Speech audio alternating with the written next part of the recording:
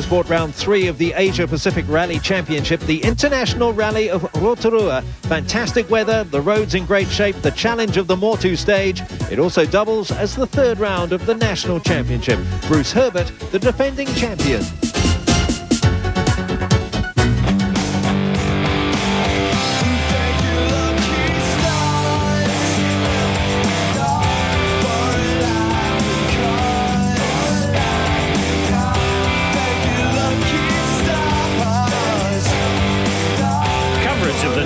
Championship is brought to you by Parker NZ in association with AE Auto Electricians. Hi folks, welcome to Rotorua. I'm Phil Dark. We're here at the start of the Parker NZ International Rally of Rotorua. 3rd round of the National Championships and the 3rd round of the Asia Pacific Championships as well. First car on the ramp, none other than the New Zealand icon, Possumborn. Always good to rally at home on your home roads. The roads here are much better than most of the other places. Just nice to get on them. And a brand new car? Yeah, we just made it really. I mean, we still not really got it right, but we decided to start anyway, and we'll see if we can gain as much info as we can through the day and try and make the car better and better as we go through the rally. Hello, let it go, ladies and gentlemen. Let's hear a warm round of applause for Possumborn and Mark Spencer, the number 1. Carrying the road. Now enjoying status as New Zealand's Asia Pacific round, the Rotorua event is run over 3 legs. Leg 1 sees the cars out over the infamous Motu to Whakarau. Leg 2 is based around Kawerau and takes in the Kaingaroa Forest for a further 6 stages. The final leg is over a sprint format. 3 stages repeated and then back to Rotorua. For the drivers, the challenge ahead includes 3 days of the best roads in New Zealand. More immediately, the first mountain to climb, the infamous Motu. I don't like the Motu as a stage, but I see it as a huge challenge. And I'm not nervous about it. It's a challenge, but I accept that. There's a lot of corners. I actually enjoy the Motu. We'll probably know by the time we get to the end of the Motu as whether we've judged the right pace for the day. No, I didn't think it was as daunting as what everyone else had, sort of said in the past. Well, this is it. This is the start of the mighty Motu, the first stage of the Parker NZ International Rally of Rotorua. Possumborn, in a brand new car, on a stage he is on record of saying he disliked, performed well.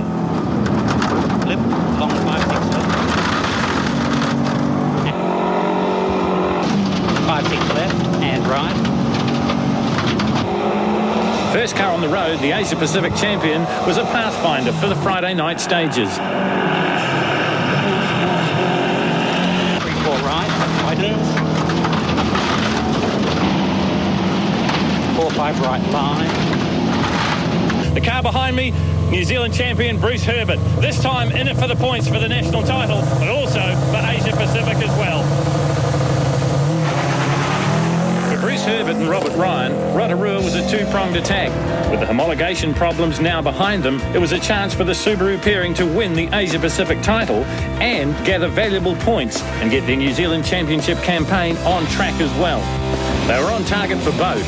Fastest through 1, 20 seconds quicker than Bourne. They, like all the drivers, knew a good Friday night would mean a good rally.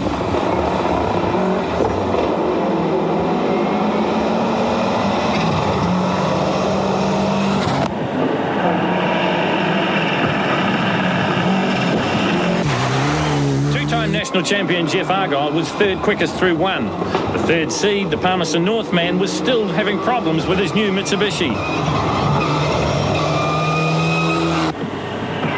The car, in his own words, was getting better and better with each outing. Next to go was the pairing of Todd Borden and Raymond Bennett and their Marley Mitsubishi Evo 6. Second in the championship points chase, they could only manage 10th through Motu 1, but improved to 4th on special stage 2. Timaru's Chris West was the 2nd Dynalink team driver in a new Subaru. A crash in the rally of Southland meant Rotorua was a chance to get back on track. Things didn't start well. 17th through 1 and 12th through 2 in the dark. Ross Meekings was another getting back on track. He virtually destroyed his brand new NZ Lancer in a stage 3 crash in Southland. And it had been a busy 3 weeks for the team to rebuild the Mitsubishi. Understandably cautious, he and co-driver Alan Glenn were 13th through 1 and improved 5 spots to be 8th on 2.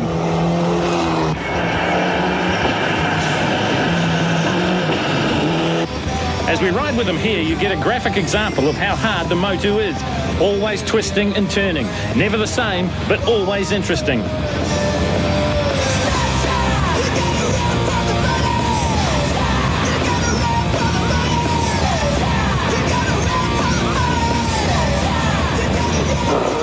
Seated number 9 was the elder statesman of New Zealand rallying, Brian Green.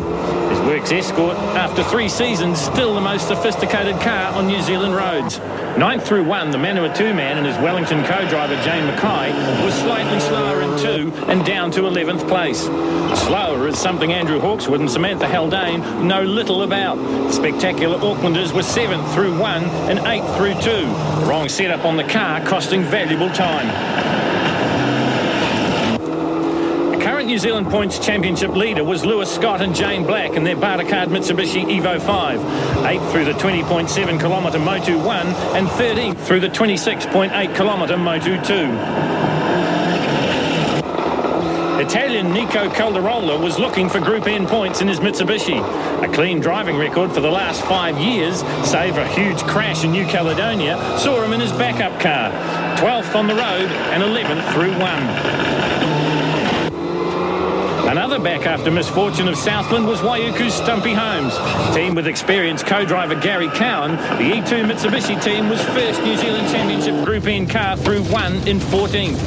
Fellow Group N competitor Mike Turfus, who we ride with here, hated every step of the Motu. Front right opens to 4, minus 30. Get 2. 5 left minus 50. 4 left minus 2. 4 right minus 20. Into 2 left don't cut.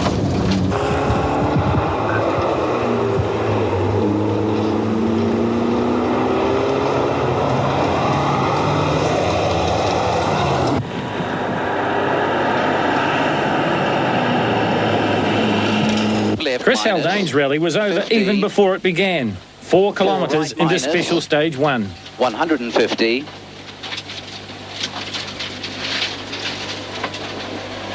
6 left plus, bridge. It's all over, brother. What was that? Conrod or something. Gearbox. Clutch. The second service of the day was in the moonlit darkness of Matawai, where leader Herbert was a happy man. The third time was great, yeah, excellent time, really happy, and then all turns to shit on the second one, unfortunately. What happened? It's blowing the front shocks, and like halfway through, we just had to cruise basically that last half. Time-wise, how were you going? I think we were going grouse here. I think we only lost about 5 seconds to Possum anyway, and I'd say we did half the stage just cruising. Some of the crews were busier than expected. Possum Bourne's no exception. An excursion into a bank on Motu 2 meant some lightning-quick panel beating for the Kiwi icon.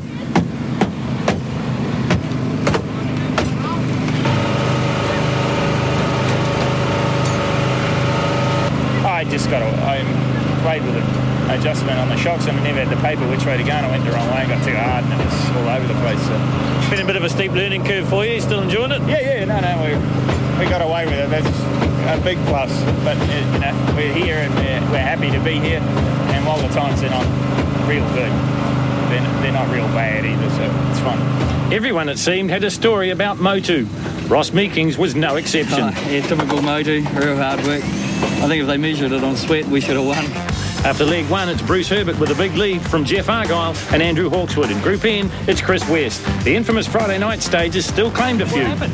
Oh, we just got too wide coming out of that last corner and the wheels dropped over the side. And once they're over the side, it just dropped down into the ditch. There's no way we could save it. Just a little too wide. The Motu claims another one. You got paid for the ball? Just basically coming through this last section, 18k in, front diff basically went, bit of a moment earlier on in the stage, and we thought it may have caused a problem, but at the end of it, no. Front diff's basically gone, locked up, and that's us. The long one, baby. Yeah. Bones. That's a cough, You had a fire? He hit the bank up here, bent something somewhere, and the thing just speared off the road. Came around the corner, got going again, and it just speared off the road to the right. We'll be back tomorrow then. Oh, you never know. The biggest crash of the night was reserved for Italian Nico Calderola.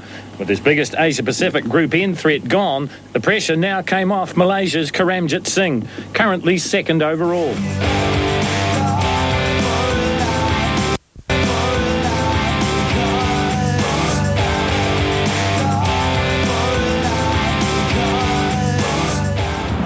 A cold early morning start to leg 2 of the Parker NZ International Rally of Rotorua, and the field head for Manawahai. We're here at the start of the Manawahai stage, incorporating the infamous helicopter corner. Few changes from last night because Bruce Herbert now leads the rally overall from Karmit Singh of Malaysia and Possum Bourne. Bruce Herbert's plan was not only to win the rally outright, but to win all 3 legs as well and collect valuable points, thus vaulting him up the championship table. While he had completed all the championship rounds thus far, because of a lack of homologation papers, it meant he scored no points. What it had proved was that the new Dunlop Subaru was a reliable and fast weapon, developed during the heat of battle, but quite anonymously as well. He proved this on the morning of leg 2. With the front suspension now fully restored, he tore through the 24.18 kilometre sometime gravel, sometime seal stage of Manawahai, putting over 30 seconds into his closest rival, and at the Kawerau service had the rally by over a minute. Whilst he could only manage 3rd overall in the Matahina stage 5, he increased his overall lead even further. Now the gap was out to 1:28.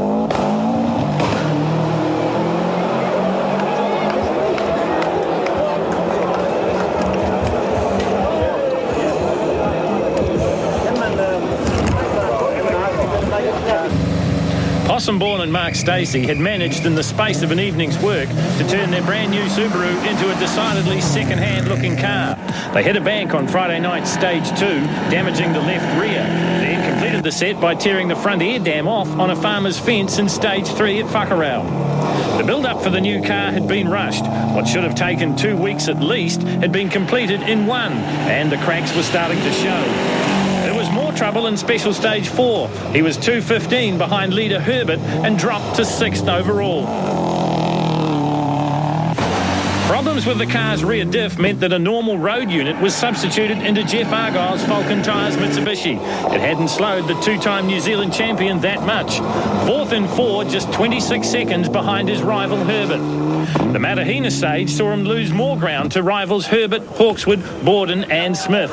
5th through the notorious 20-kilometre test, but still 3rd overall going into special stage 6. Once again, it was a case of what if for Andrew Hawkswood.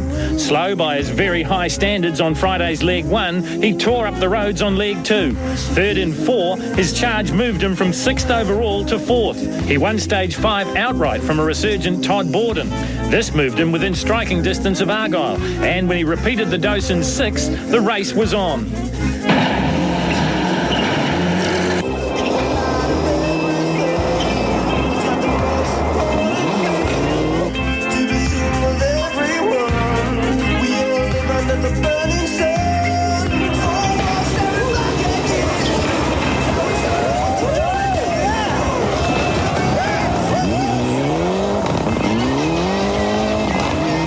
Quiet achievers in the darkness of leg 1 were Richard Mason and Hamish Fenimore. Seated 20th, they had clawed their way to 7th overall by leg 2's start. They were slowed in the Manawahai stage. 11th fastest dropped them to 9th overall, but they got one back with a 7th through Matahina, putting some very big names behind them, including Brian Green and Possum Bourne. 8th after leg 1 was Wellington's Lewis Scott. His rally tempered by the fact that he needed a finish and good points to keep his title points lead. A good start to Saturday saw him through Manawahai in 6th quickest with an 18:18 pass, but back to 9th in special stage 5 at Matahina, leaving him 6th overall going into special stage 6. Ninth overall into leg 2 was defending Group N champion Chris West. Teething problems slowing the new car in the dark of Friday night. He finished ahead of Lewis Scott through Manawahai and beat him again in Matahina, this time nipping at the wheels of Jeff Argyle. No points in Southland meant a good finish, and a hatful of points were crucial here. And by leading the New Zealand Group N contingent, that looked a distinct possibility. Another top 5 and 6 saw him 7th overall, heading for the regroup.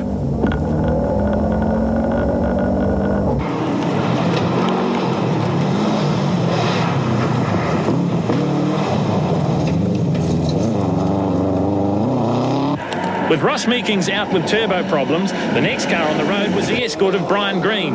10th after leg 1, Green was now battling with old rival Rhys Jones through 4. Just 1/10 of a second separated them. Special Stage 5 saw him drop down the timing sheets to 16th through Matahina, putting him back to 11th overall by 6. A couple of near misses slowed Stumpy Holmes on leg 1, but he was charging again here in leg 2. 8th quickest through 4 and 11th through 5 saw his overall position change, but in the wrong way. An uncharacteristically slow stage 6 saw him back to 13th overall, but still second New Zealand Group N car.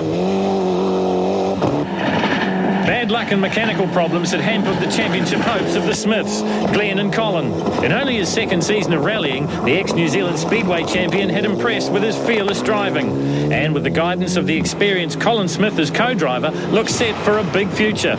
The ex-Herbert Shell Helix Mitsubishi Evo 6 came out of leg 1 in 12th overall. One of the biggest losers on Friday's leg 1 was Todd Borden. Not 1 but 2 punctures cost them over 2 minutes in stage 3 and dropped them to 13th overall. Trying to make up time, they were second in 4 and 5 and 5th equal in 6 to lie 10th at the regroup. Another of the New Zealand Championship contingent was Palmerston North's Peter Day, who had substituted regular co-driver Timo Lloyd for Stuart Jenkinson. Engine problems and overheating had dropped them over 8 minutes behind after leg 1. But with times consistently inside the top 15, they were on their way back.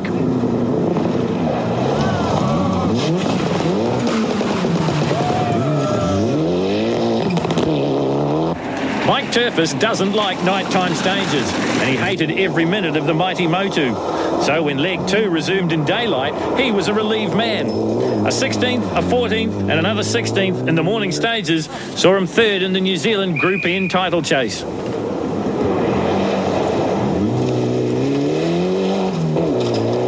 So after Special Stage 6, no real change in the order. Bruce Herbert still leading from Argyle and Hawkeswood, whilst in Group N it's West from Holmes and Turfus. This is the first service park at Cowra of day 2 of the Parker NZ International Rally of Rotorua, and really it's a little bit of a repeat of what we saw last year. Bruce Herbert leads the rally. Chasing him is his arch rival Jeff Argyle. That's what's happening in the National Championships. To catch up on the Asia Pacific side of things, let's cross to Brian Kelly. Thanks, Phil. Behind me, the crew working frantically on the Subaru of Possum Bourne as they replace the drive shaft and keep the car on the road. There's still a long way to go today. He's still second overall. He's dropped some time now on the rally leader that's in the Asia Pacific Championship, Karamat Singh, but a long way to go over the next 2 days.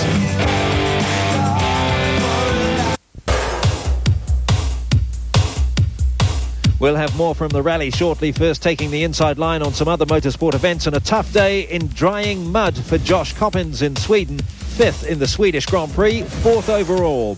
3 of the stars of the race to the sky, Monster Tajima, Rhys Millen and Rod Kirkham, were all starters in the Pikes Peak hill climb in Denver, and 2/3 and a 4th for Tony Rees at the Queensland Raceway in round 3 of the Australian Superbike Championship. As we return now to the International Rally of Rotorua.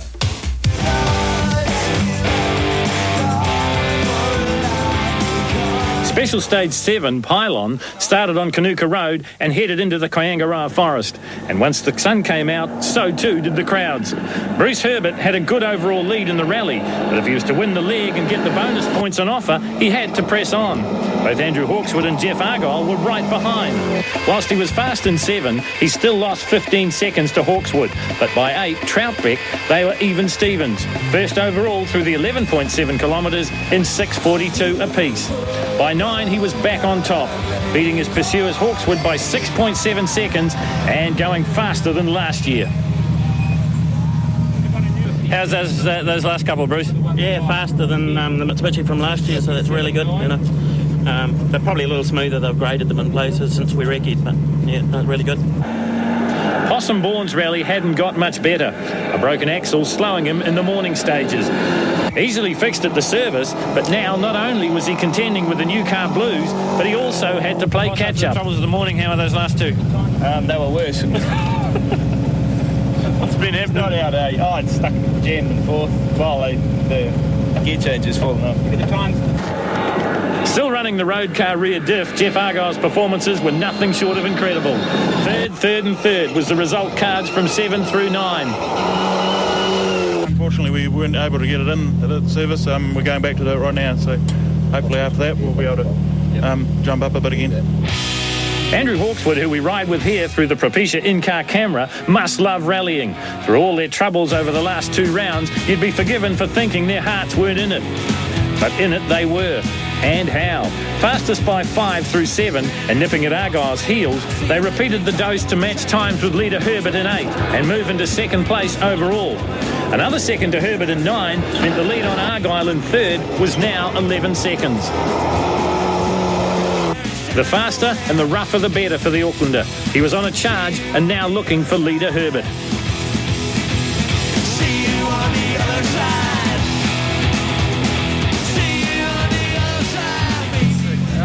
Yeah, the one before was pretty good, Matahina.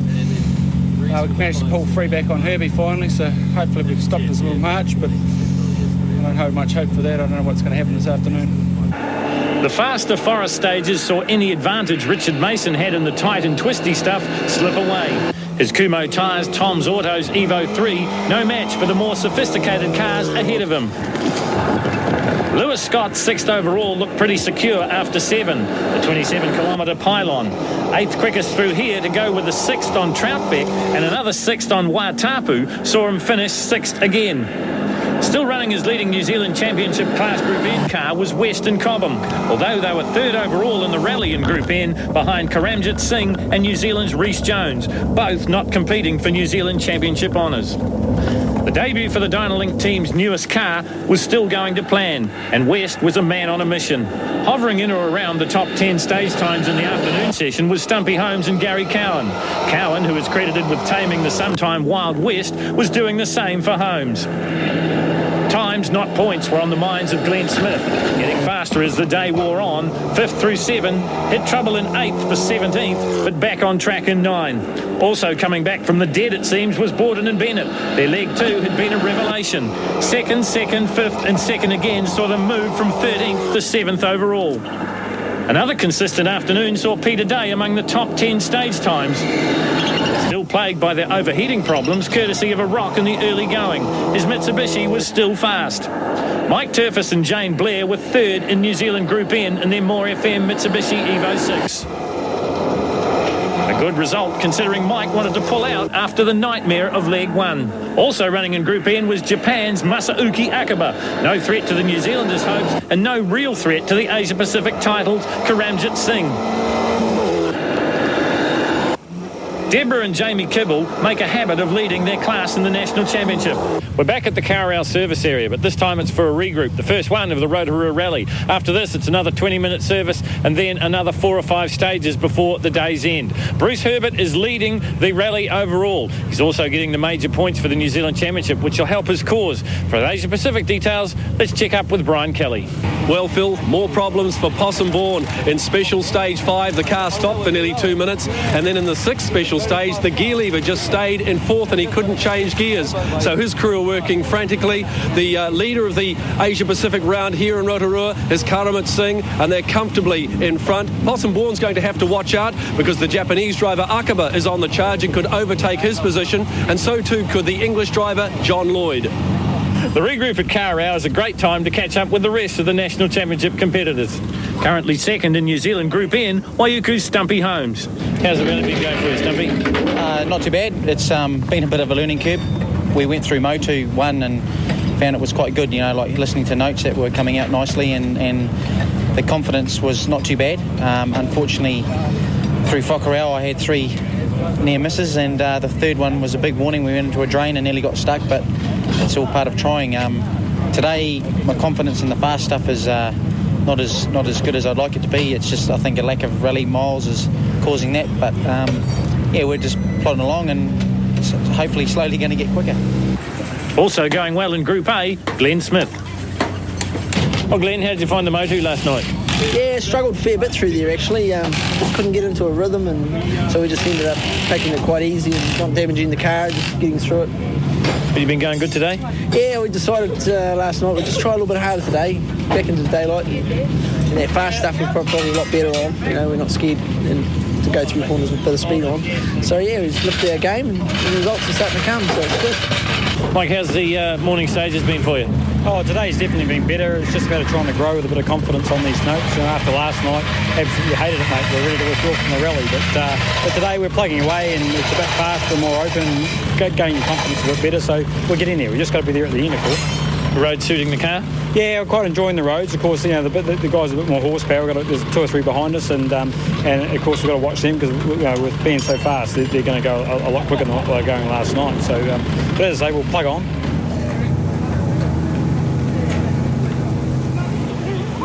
As the sun sank slowly in the skies and the temperature dropped through the floor, the stage was set for the closing part of Leg 2. Second to last stage of Day 2 of the Parker NZ International Rally of Rotorua. You can see the drivers behind me starting to prepare for the nighttime stages ahead. No real changes though. Bruce Herbert still leads the rally overall and gathering good New Zealand Championship points. Well, Bruce, one stage to go and you're making it look easy. I don't know, Andrew's just taken a heap of time out of us in the stage before that. We really wanted to try and get maximum points today, and I think he's within a second of us before we start that stage for the day. So real battle now, but I'm not going to chuck the rally away for the sake of winning the day, you know. But yeah, that made me work.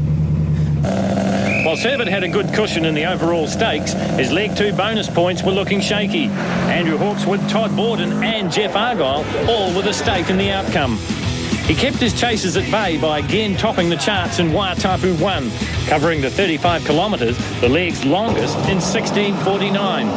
His rally so far had been one of few mistakes. Save for suspension problems on Leg 1, it was a fast and consistent performance we have come to expect from the national champion.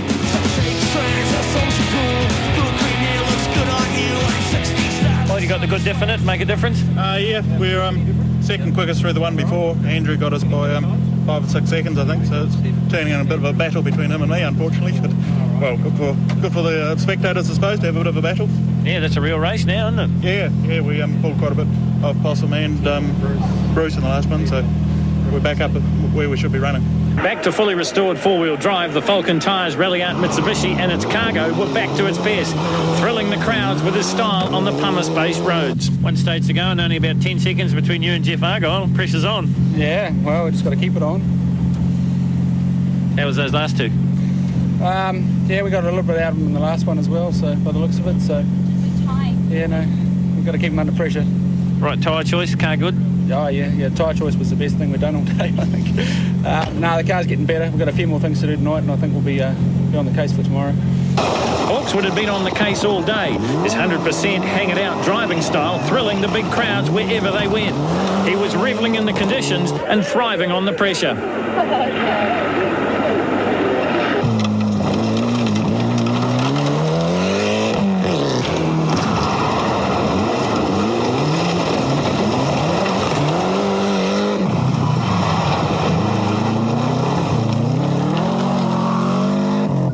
As we ride with Chris West and take the Propecia in-car pictures, you get a great indication of 1, how dark it was at 6 o'clock in Rotorua, and 2, how the spotlights do their job. With 1 leg to go and 6 more stages, Chris West was first in Group N for the New Zealand Championships, with a good cushion to his nearest rival, Stumpy Holmes. At the end of Leg 2, it's still Bruce Herbert with a commanding lead, but now from Andrew Hawkswood and Jeff Argyle, whilst in Group N, Chris West still in the front. Coming next week on Shell Helix Motorsport, the Acropolis Rally, an event that poses similar questions to the Rally of Cyprus. A test of reliability, a hot event run in very rough conditions, a lot of loose rocks which can cause serious damage, the boulder-strewn mountain tracks causing havoc last year. Many cars were forced out with wheels missing. Colin McRae going for a World Rally hat-trick after wins in Argentina and Cyprus. The Acropolis Rally highlighted next week on Shell Helix Motorsport as we return to the International Rally of Rotorua.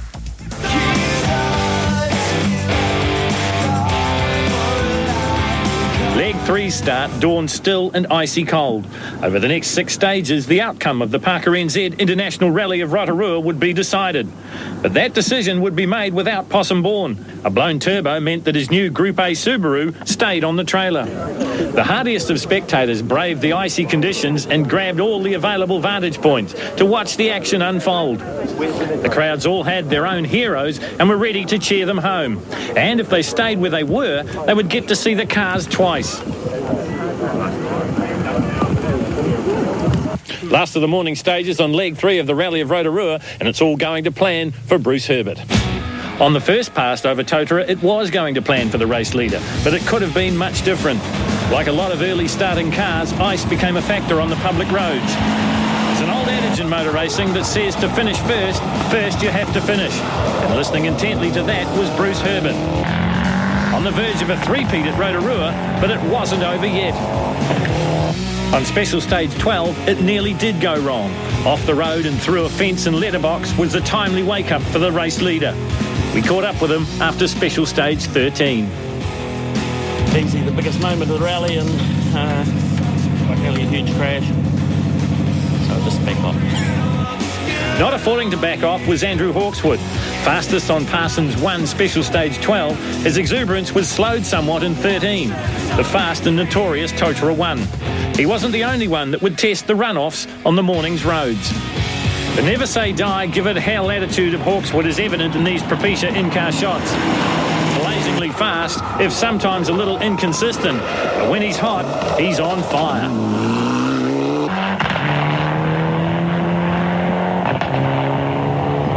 Few problems this morning, Andrew. Yeah, it's really slippery out there. There's a lot of patches of ice and that, and it just caught us out quite badly and sent us off the road backwards into a bank, which slowed our progress a little bit.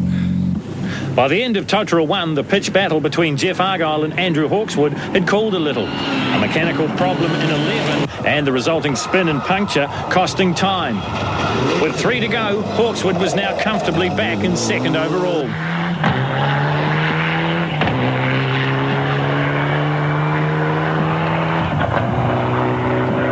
Yeah, unfortunately, we put some new front brakes in this morning in the first left-hander in the first stage. They tried to swap ends on us and we just put it over into the water table and popped the rear tyre off, unfortunately. It's a little bit slippery out there. All the drivers had said it's a bit ice. Oh, yeah, it is a little bit like that too, but it was nothing to do with that. It was just I hadn't done enough work on the brakes before we got to the start of the stage. I got caught out with the distance between town and the start of the stage. New Zealand Championship points leader Lewis Scott was back to his fast and consistent best. 4th quickest in 11 and climbing 1 spot in 12. The Wellingtonian veteran had his best result of the rally on stage 13. He was second overall. The comeback was continuing, at pace it seems for Borden and Bennett. First equal in 11, the 11.7 kilometre Bryce won. He dropped to 4th on 12 to be 7th overall and 5th in New Zealand Group A going into Rotorua. Chris West and Chris Cobham, who we ride with here, had the New Zealand Group N race sewn up. A slow start over the testing Motu now meant nothing, and since then he had hardly put a foot wrong in legs 2 and here on leg 3.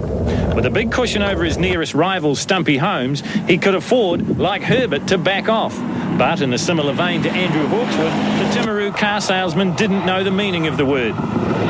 Usually having only the New Zealand Group A cars as a yardstick, here he could measure himself against international Group N competition. He was close to past New Zealand champion Rhys Jones, as well as Karamjit Singh's Proton on performance.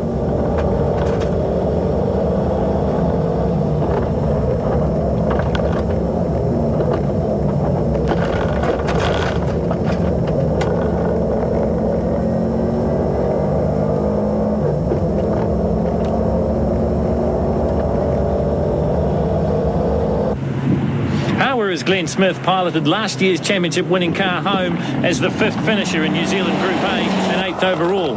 A great result for a man who is 2 years into what looks like a very long career at the top of the sport.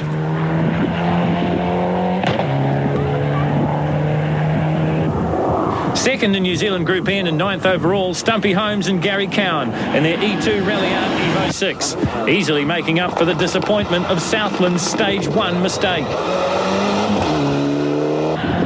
The gearbox holding together until the bitter end. If Ross Meeking's rally was a fish, he would have thrown it back. Turbo trouble on leg 1 set the tone and it was downhill from there.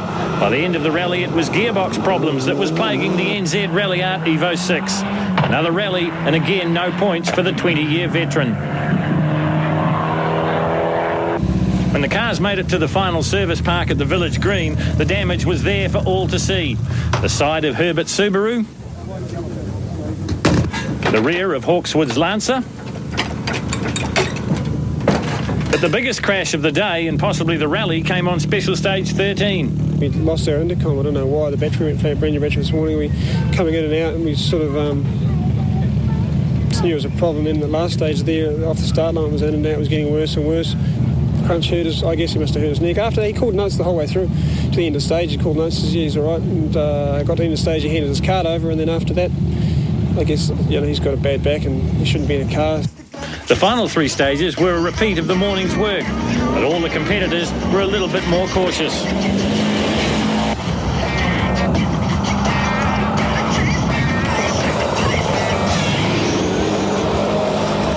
Bruce Herbert, who we ride with here, gets a gentle reminder from a stranded Mike Turfus.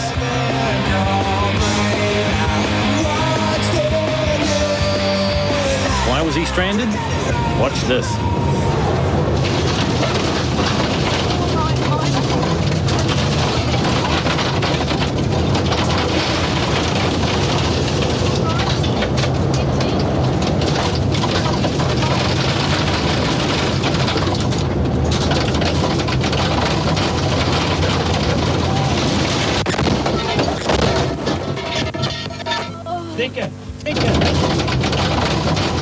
It was going good, and just come down here and turned into the 4 left minus, and just tightened up on me, and we went on the outside of the corner and into the bank pretty hard. What started bad for Turfus in leg 1, it ended equally bad in 3. It's just so hard, it spun us back around the other way, pointing back up the road again, But hey, the positive thing is that the lucky the bank was there, because if that bank wasn't there, it was a long way down the other side. So, Andrew Hawkswood had driven hard for his second place and wasn't going to let anyone take it away if he could help it. Whilst leader Herbert backed off a touch, back off is not in Andrew's book of instructions. Fastest in all the last 3 stages, he finished with a bang, not a whimper.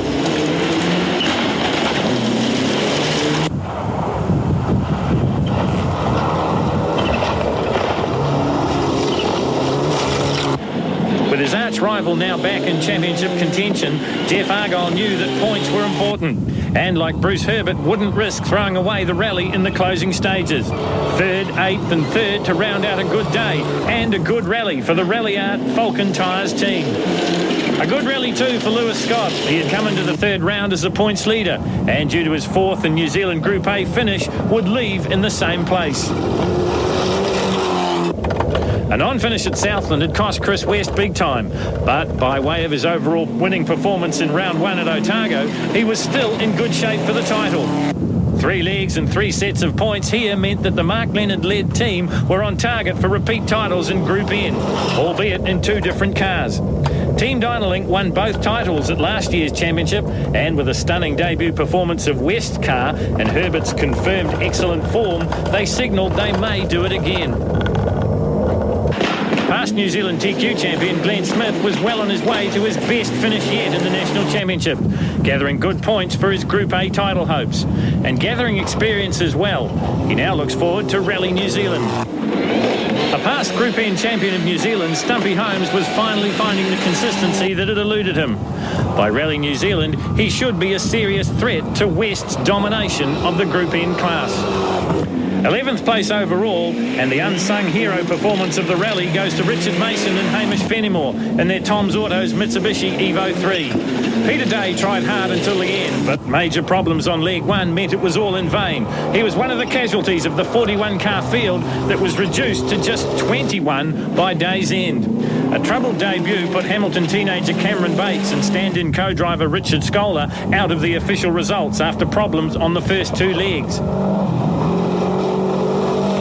We're at the end of special stage 16. We're just waiting for Bruce Herbert. When he comes through here, he's effectively won the Rally of Rotorua for the year 2001. But the first pass of Rotorua was proved to be a car breaker. Todd Borden out in a spectacular accident. Also Dunedin's Mike Turfus. But the man coming right behind us is Bruce Herbert. For the second year in a row, he has won the Rally of Rotorua. Oh, Bruce, congratulations. A fine drive right from the get-go.